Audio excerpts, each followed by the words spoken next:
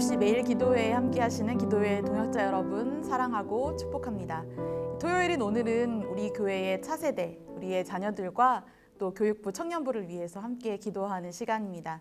하나님께서 우리의 기도를 들으시고 또한 우리의 자녀들이 성령과 지혜로 충만한 믿음의 세대가 될 줄 믿습니다. 우리 그 믿음으로 함께 오늘 하나님의 말씀 함께 읽겠습니다. 창세기 49장 22절에서 26절 말씀입니다. 요셉은 무성한 가지 곧 샘 곁에 무성한 가지라. 그 가지가 담을 넘었도다. 활 쏘는 자가 그를 학대하며 적개심을 가지고 그를 쏘았으나 요셉의 활은 도리어 굳세며 그의 팔은 힘이 있으니 이는 야곱의 전능자 이스라엘의 반석인 목자의 손을 힘입음이라. 내 아버지의 하나님께로 말미암나니 그가 너를 도우실 것이요 전능자로 말미암나니 그가 내게 복을 주실 것이라. 위로 하늘의 복과 아래로 깊은 샘의 복과 젖먹이는 복과 태의 복이리로다. 내 아버지의 축복이 내 선조의 축복보다 나아서 영원한 산이 한없음 같이 이 축복이 요셉의 머리로 돌아오며 그 형제 중 뛰어난 자의 정수리로 돌아오리로다. 아멘. 여러분 혹시 이 찬양의 제목을 아시나요? 너는 담장 너머로 뻗은 나무 가지에 푸른 열매처럼. 네, 맞습니다. 야곱의 축복이라고 하는 찬양의 가사인데요. 이 찬양의 가사는 야곱이 받은 축복이 아니라 야곱이 베풀어준 이 축복의 내용이 가사로 적혀져 있습니다. 야곱이 그의 12아들 가운데에서도 가장 사랑했던 이 요셉을 향한 이 축복을 베푼 내용이 이 가사의 내용이고 또한 우리가 함께 읽은 본문의 말씀입니다. 야곱이 아버지로서 저질렀던 가장 큰 잘못 그리고 실수가 있다면 그것은 바로 이 자녀들을 편애한 것이 아닐까 싶습니다. 이 아버지 야곱은 다른 아들들보다 바로 요셉을 더 아끼고 아주 많이 사랑했습니다. 하지만 이것은 이 형들의 미움을 요셉이 받게 하는 그런 계기가 되었습니다.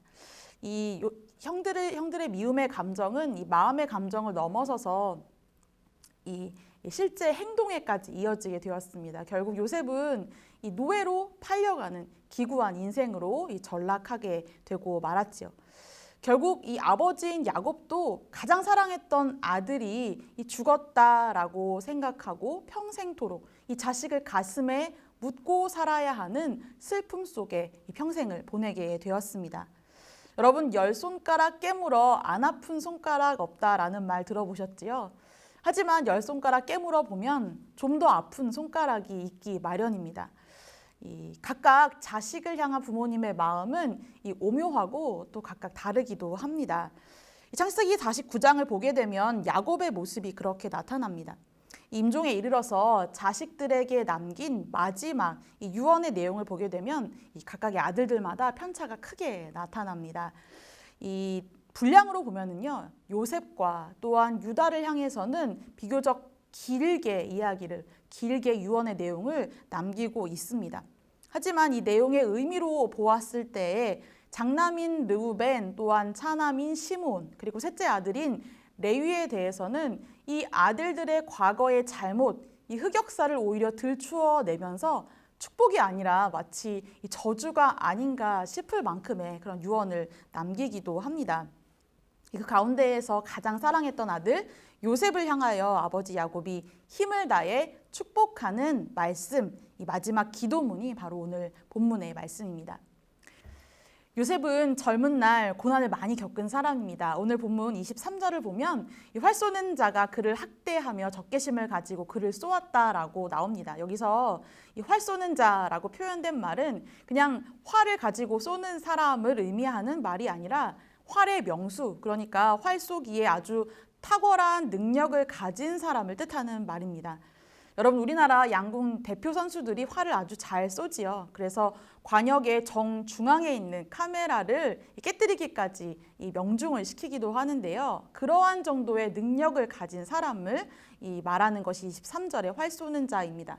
그렇게 강력한 자가 요셉을 마치 관역으로 삼고 학대하며 적개심을 가지고 쏘아대는 것 같은 그런 상황이 요셉이 당한 인생이었다라는 겁니다. 미움과 또 분노에 사로잡힌 형들에게 발가벗겨져서 구덩이에 빠졌을 때 요셉이 느꼈던 두려움, 공포가 이와 같지 않았을까 싶습니다. 하지만 24절의 말씀을 보면 상황이 역전되는데요. 이 활 쏘기에 탁월한 재능, 능력을 가진 사람들보다 요셉의 활이 더 튼튼하고요. 또한 요셉의 팔이 더욱 강력했다라고 나옵니다. 그 어떤 공격도 또 어려움도 모두 이겨낼 수 있는 능력이 요셉에게 충분히 있었습니다. 그 이유가 24절에 나오는데요. 24절의 말씀을 읽어보겠습니다. 요셉의 활은 도리어 굳세며 그의 팔은 힘이 있으니 이는 야곱의 전능자 이스라엘의 반석인 목자의 손을 힘입음이라. 아멘. 여러분, 요셉이 가지고 있었던 강력한 활 또한 그의 힘은 자신의 것이 아니었습니다. 요셉 자신으로부터 말미암은 것이 아니었습니다. 오직 이 전능자 여호와 하나님이 공급해 주시는 능력 그리고 그 힘이 바로 요셉을 강하게 하였던 것입니다. 목자 되신 하나님의 손길이 요셉의 인생의 반석이 되어주셔서 수많은 고난과 어려움 가운데에서도 인내하게 하셨고 또 이 롤러코스터처럼 위기를 딛고 이 극적인 믿음의 반전을 이루게 되는 그런 인생으로 이끄셨던 것입니다. 이 사방이 위험으로 둘러싸인 가운데서도 전능자 하나님의 보호하심이 요셉과 항상 함께 하셨던 것이죠. 이 야곱은 사랑하는 아들 이 요셉을 향해서 다시금 이렇게 기도하며 축복하고 있습니다. 25절의 말씀을 보면 그가 너를 도우실 것이요 그가 내게 복을 주실 것이라 라고 그는 축복하며 기도하고 있는데요. 이 시간 함께 기도의 자리에 나오신 여러분들, 여러분의 자녀를 기억하시며 가능하시면 이름을 불러가면서 한번 이 약속의 말씀을 선포해 보시기를 원합니다. 함께 하실까요? 그가 너를 도우실 것이요 그가 내게 복을 주실 것이라. 아멘. 전능자 하나님께서 이 말씀을 믿음으로 선포하는 여러분들을 도와주시고 또한 여러분의 자녀들에게 복 주시리라 믿습니다. 요셉이라는 이름은 이 더함이라는 뜻을 가지고 있습니다. 더하다, 더 공급하다라는 의미를 가지고 있는 것이죠. 여러분, 다산 또한 축복의 의미가 그 이름 자체에 들어있는 것입니다. 여러분, 요셉은 정말 이름처럼 살았습니다. 정말 이름값한 인생이라고 할 수 있습니다. 왜냐하면 요셉이 거하는 곳곳마다 하나님이 주시는 은혜가 넘쳤고요. 그 넘쳐 흐르는 복이 요셉의 주변으로 흘러 넘쳤기 때문입니다. 그야말로 이 복의 통로로 살았던 인생이라 할 수 있습니다. 요셉은 이 아버지와 형들의 가족들을 기근으로부터 구출하여 애굽으로 이주시켰고 또한 애굽 사람들은 이 요셉을 총리로 만나게 되어서 그의 지혜로 말미암아 이 7년이라는 긴 기근을 잘 이기고 극복해 낼 수 있었기 때문입니다. 이런 요셉을 향하여 야곱은 이 담을 넘은 무성한 가지라고 22절에 표현하고 있습니다. 담장을 넘어서까지 가지를 뻗고 이 열매를 풍성하게 맺는 풍요롭고 기름진 나무처럼 자신의 아들 요셉을 묘사한 것이죠. 하지만 여러분, 요셉의 인생은 무성한 가지가 될 가능성이 없어 보이는 인생이었습니다. 여러분, 청소년 때 노예로 팔려갔지요. 또 청년 때는 성범죄자로 오해받아 낙인 찍혀서 무고하게 죄수의 신분으로 살아왔습니다. 그야말로 기약 없는 어두운 터널의 시간을 보낸 것이 그의 청소년기, 청년기였다라는 것입니다. 그랬던 요셉이 어떻게 이 담을 넘는 가지처럼 열매 맺는 그런 이 풍성한 인생이 될 수 있었을까요? 그 이유가 오늘 본문 22절에 나옵니다. 읽어보겠습니다. 요셉은 무성한 가지 곧 샘 곁에 무성한 가지라. 그 가지가 담을 넘었도다. 아멘. 여러분, 물가에 심은 나무는 계절에 따라 열매를 맺습니다. 그리고 그 잎사귀가 시들지 않지요. 그런 것처럼 여러분, 우리의 인생도 동일합니다. 풍성한 열매를 맺는 인생이 되려면 우리도 이 샘 곁에 뿌리를 내리고 있어야 하는 것이지요. 여러분, 사람이 이 풍성한 열매를 맺는 인생이 되게 하는 샘은 바로 보혈의 셈입니다. 예수 그리스도 십자가 보혈의 셈에 우리 인생에 뿌리를 내리게 된다면 우리는 비로소 열매 맺는 인생, 풍성한 인생, 이 담장을 넘어서까지 가지를 뻗어내리는 더하고 더하는 인생이 될 수 있는 것입니다. 여러분, 요셉의 입장에서 생각해 보면요, 요셉은 참 내 인생 박복하다라고 생각했을 것입니다. 참 되는 일이 없다라고 여겨졌을 것입니다. 여러분, 이 한 사람에게 이 불행이 반복되면요, 자꾸 안 좋은 일이 반복해서 일어나면 스스로에게 나는 뭔가 잘못한 일이 있어서 이렇게 벌을 받나 보다.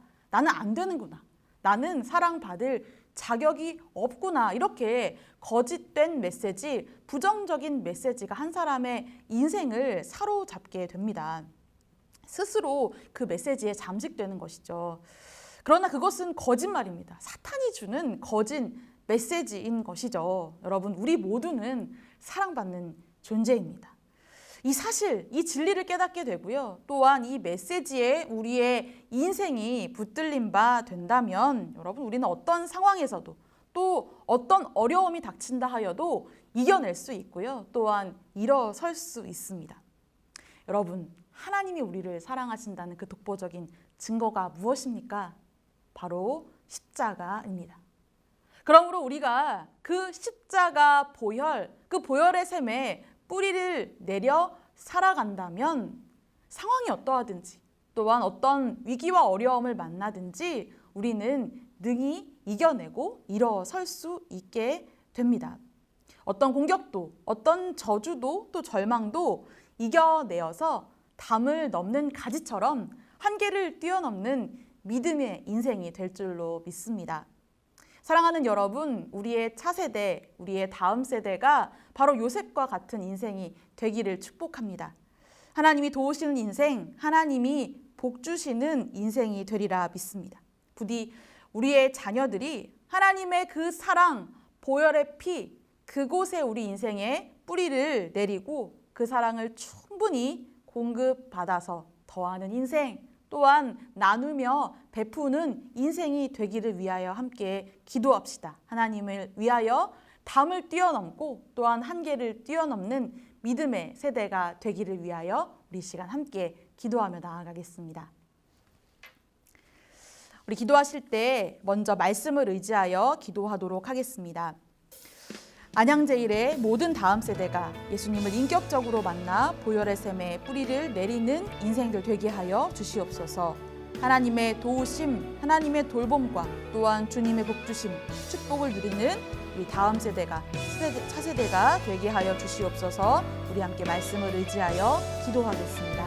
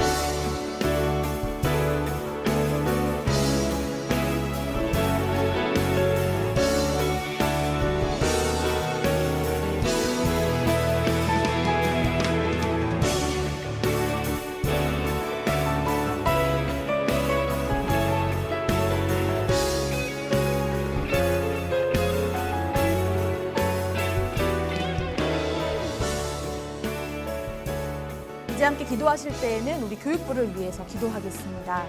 첫 번째로는 온라인 겨울 성경학교, 겨울 수련회가 우리의 자녀들에게 꼭 필요한 은혜의 시간이 되기를 위하여 함께 기도합시다. 아동부 연합 성경학교가 2월 27일 토요일부터 28일 주일까지 있습니다. 소년부 성경학교가 2월 27일 토요일부터 28일 주일까지 있습니다. 또한 중고등부 연합 수련회가 2월 19일 금요일부터 20일 토요일까지 있습니다. 또한 우리 모든 아이들이 참된 예배자로 자라갈 수 있도록 각 부서의 온라인 예배와 가정 예배 가운데 기름 부어주시고 교회학교 교사들에게 새 마음과 열정과 사명감을 더하셔서 아이들의 신앙을 돌보는 일에 가정과 교회가 한 마음으로 동역할 수 있기를 함께 기도하겠습니다.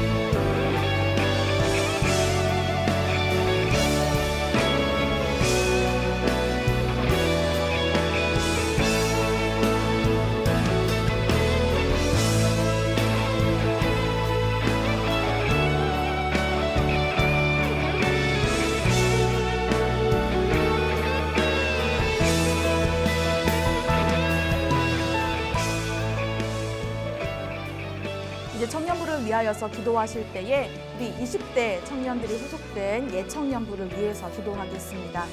먼저 청년 예배에 성령의 기름을 부어주시고 예배를 통해 회복과 살아남의 역사가 있게 하여 주옵소서. 모든 청년들이 사모함과 갈급함으로 예배하게 하소서 기도해 주시기 바랍니다. 또한 임원과 리더로 세워진 청년 리더십과 지원부, 또 교역자가 모두 말씀과 기도로 깨어있게 하시고 성령 충만한 가운데 섬김의 기쁨과 즐거움을 누릴 수 있도록 기도합시다. 또 취업과 진학, 결혼과 같은 모든 진로를 준비하며 나아가는 청년들이 기도하며 하나님의 선하심을 받게 하여 주시고 선하신 인도하심을 받게 하여 주시고 특별히 올해 청년부로 진급한 20살 청년들이 청년부에 잘 적응할 수 있도록 청년의 생활에 잘 뿌리 내릴 수 있도록 기도하겠습니다.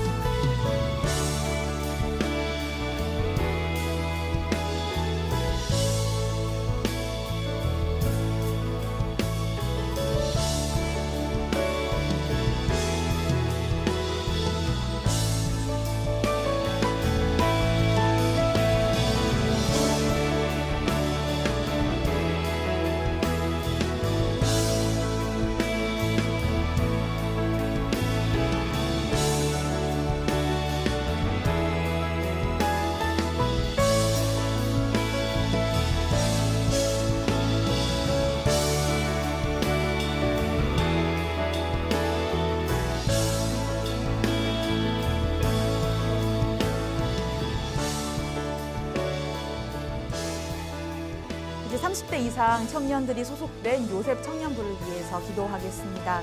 요셉 청년부를 위해 헌신하며 섬기는 리더십들이 잘 세워질 수 있도록, 또한 직장 가운데에 그리스도인으로서 각자 선 그 자리에서 축복의 통로가 되고 그리스도의 향기를 전하는 청년들이 될 수 있도록 기도해 주시기 바랍니다. 또한 코로나 가운데 예배에 소홀히 하지 않고 온전히 하나님을 찬양하는 예배자 될 수 있도록 함께 기도하겠습니다.